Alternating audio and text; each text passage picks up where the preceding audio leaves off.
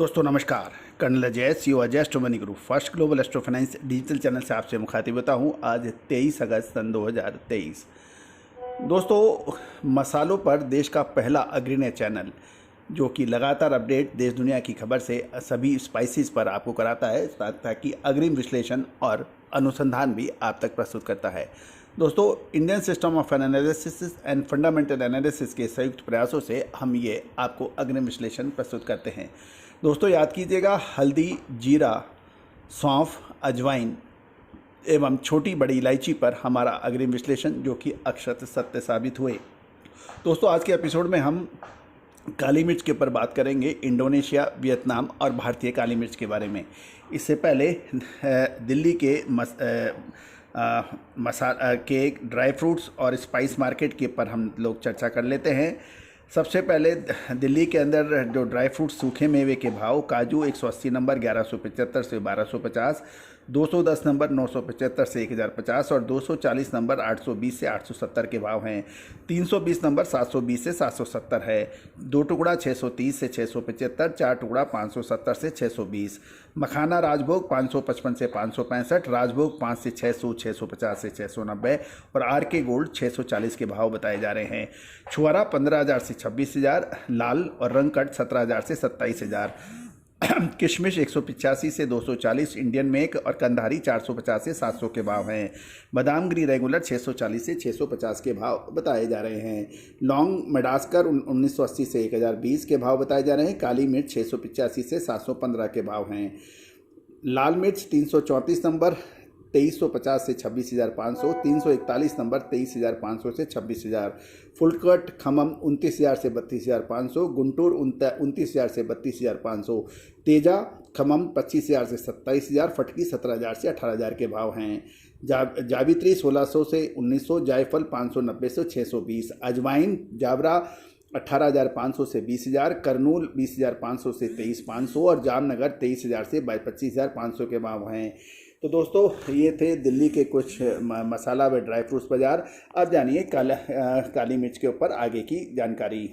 दोस्तों, इससे पहले हम आगे चलें, आपको हमारा चैनल यदि पसंद आता है तो इसको सब्सक्राइब अवश्य कीजिए यदि आपने अभी तक सब्सक्राइब नहीं किया है। यदि नहीं पसंद आता है तो बिल्कुल मत कीजिए। यदि पसंद आता है तो लाइक और शेयर अवश्य कीजिएगा। यदि आप इसको यूट्यूब पे देख रहे हैं तो बेल आइकन यानी घंटी के निशान को पुश कीजिए, और यदि आप फेसबुक पे देख रहे हैं तो इसको हमारे पेज को फॉलो अवश्य कीजिए, ताकि आगे की जानकारियाँ आप तक लगातार पहुँच पड़े।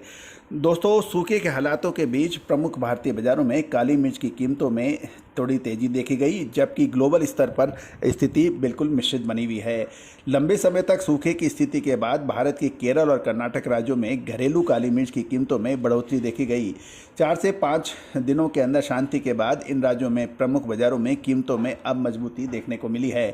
केरल में काली मिर्च की कीमतों में 2700 रुपये प्रति क्विंटल की बढ़ोतरी देखने को मिली है, और अब गार्बल्ड काली मिर्च की कीमत 64,500 रुपये और बिना गार्बल्ड किस्म की कीमत 62,500 रुपये हो गई है।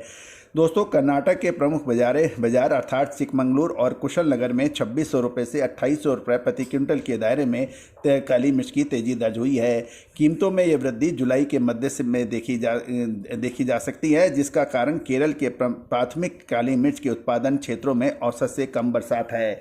गौरतलब है कि यदि हम अंतर्राष्ट्रीय बाज़ारों में देखें तो काली मिर्च में एक कॉन्ट्रोडक्टरी रुझान आ रहे हैं।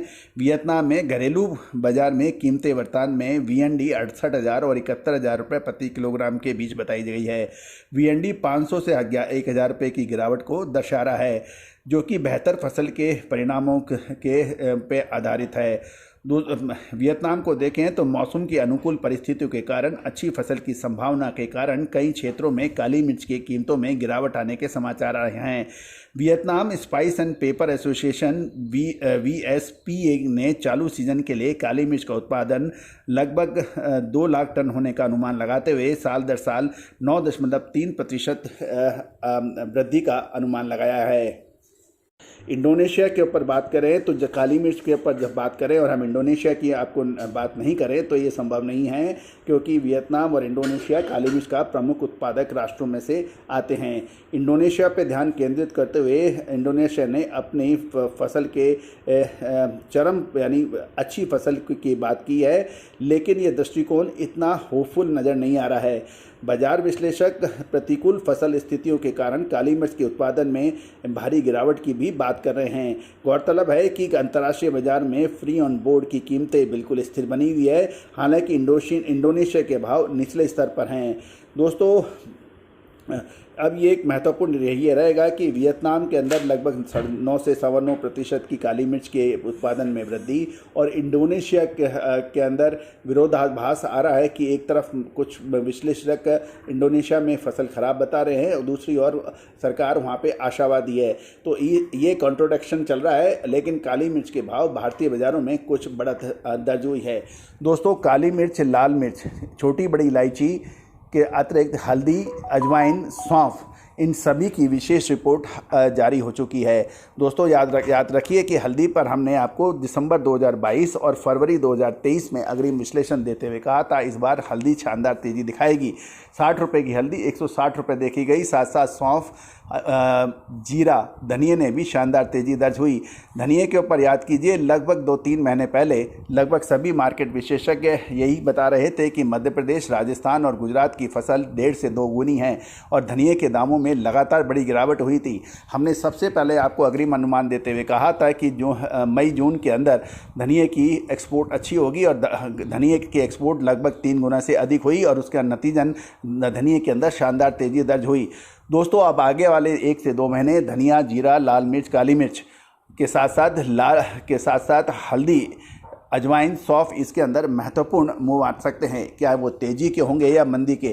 दोस्तों, तेज़ी आने के बाद तेज़ी के 50 कारण और मंदी के बाद मंदी के 50 कारण से कभी कुछ लाभ नहीं होगा। विशेष रिपोर्ट के लिए संपर्क करें, नंबर स्क्रीन पर है।